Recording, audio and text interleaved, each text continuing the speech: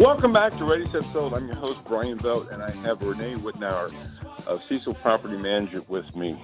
And we've been talking about the military, and this is the time. We're coming up to March. This is when the orders officially come through. Now, again, during the course of the year, there is military coming in, but not in the bulk that we're talking about right now. This is the big time. And the spring market is going to be big anyway on the housing market, but also there's a leasing department that comes into play, and that could be just as huge. And knowing who to call, who to contact, who to go to is big stuff. It really is. Just picking out a property management company, maybe because they have a big name, that's great, but really sitting down, finding out, what they do and how they do it, that's what's important, and that's what we're talking with Renee with. And Renee, kind of showing you what we talked about in the last segment. What about the military person that has a house? They love the area. They plan on coming back, and that's not unusual. How do they proceed? What's kind of the process? What should they be looking for? What's kind of the step-by-step process they need to do? Yeah, I just got an email this morning from a military person who's getting some last-minute orders where they have to leave, and so they obviously have to make decisions really quick, and you do want to make sure that you're making the right decisions. You're not just taking the first company, who you see on a internet search, or the first company who, a neighbor's use where you see the sign in the yard or something before. So you really want to do your due diligence, because if you are getting those orders and having to move quick, that's just added stress, added pressure.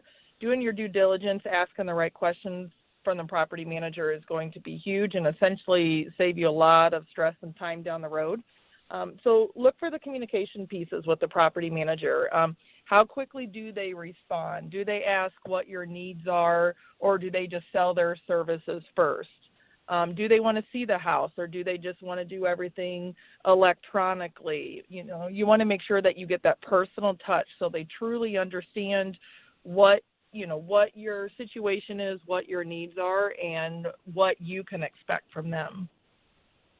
Well, and that's a great point, because and I love what you said, and I'm talking to Renee Wittenauer with Cecil Management, Cecil Property Management, I'll get that right, that this is a big thing.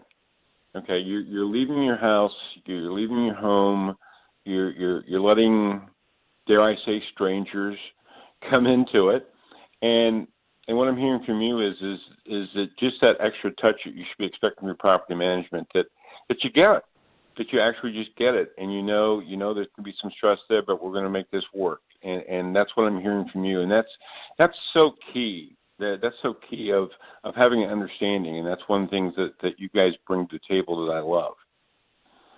Right, yeah, and it goes back to truly partnering with somebody. Your property manager is going to be your eyes and your ears for while you're gone. Your property manager is going to be the one making sure that your property is being taken care of, the values protected, your tenants are happy, your neighbors are happy. So there's a lot of weight on the shoulders of a property manager to make sure that they take care of it for not only just the owner, but for the neighborhood. For the tenants, for the neighborhood, for the community. There's a lot of pieces that fall into place and depend on each other, and it really does start at the property management level. So making sure you get the right property manager that sees the importance of the bigger picture, not just finding you a tenant and filling the house, but it's everything that comes along with it that truly does have the ripple effect and affect the community as a whole. And just if you could, what would be, people listening right now that they know they're going to be moving, but they're coming back. And as I said, we have a fantastic, I will say, track record of people either coming back. Sometimes they may come back, they may leave for a while, they may sell, but many times even then they'll come back because they love the community and the area. So what would be a timeline, Renee, if someone said, okay, I know I'm going to have to rent out. We're talking a week, 2 weeks leeway. Can I give maybe walk through a process of what somebody should expect from the property management?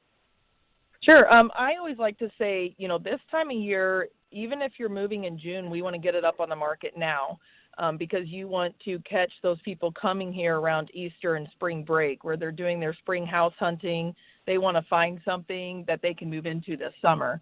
So 90 days is great. Average, it's going to take you, if you're June, July, it's going to take you roughly 30 days to rent a property. This time of year, you're in that 45 to 60 day mark. But ideally, I love to have it listed at that 90-day point.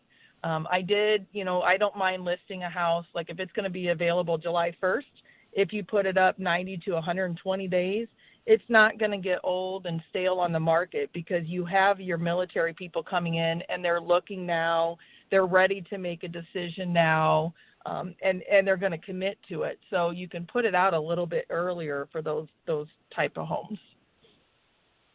Yeah, I love that because that's the same thing on the housing. That's if you're selling it also. It's the same principle that goes into that. You can get on there early and they're going to be coming in, and that's good to know. So what I'm hearing from you though is so that if somebody says I'm leaving in June, that you need to be talking to you guys or to the property manager now. Yes. Yeah, talk to us now. If some people that are leaving in June, with their type of house, it may be better to list it up March 1st or April 1st. But now we can help them get the occupancy inspections out of the way. I can do a walkthrough now and recommend that they paint certain rooms, or if a screen is torn, that they replace the screen, or if they do some work to the landscaping. So now's where you can start doing those improvements to get all of that out of the way. That way, whenever you hit the market strong. Ideally, you have that 90 days. We get it rented in the first half of that. And then the last half of that, where you're stressed and you're moving and you're taking down pictures and you're packing boxes, you don't have to worry about showings and everything coming through. So it is a multi-step process, and getting us out there where we can look at it and give them that timeline and give them those maintenance recommendations that they can gradually do as they get ready to list, and then hit the market, at the peak where their house looks the best it's going to look. We price it right, it's going to rent quickly, and it's going to do well for them. My goodness, I think you just told, did you read my book?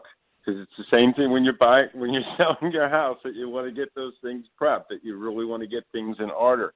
And it's nice to know that on the leasing side, those things matter. I think sometimes people, not many, but some people are in the illusion that this is it, this is where I live.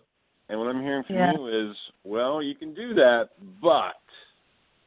Yeah, some people think rental and sales is really different, especially whenever you're looking at the military community where they're coming here with their family. They're going to be here for 3 years. It's not that different. Even though it is temporary, they still think of it and treat it as their home. So rental and sales, prepping the house, the timeline of the house, the mentality that you need to have in, what quality you want to have your house looking at to sell it. You really want to do the same for a rental, because it's going to help you get that multi-year lease, very good tenant that's going to take care of it just like you will. That's awesome.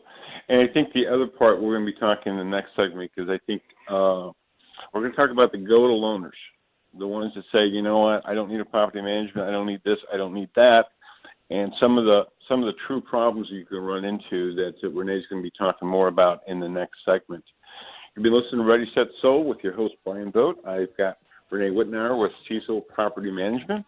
We will be back in just a few minutes and talk about maybe it's not such a great idea to go it alone. Talk soon.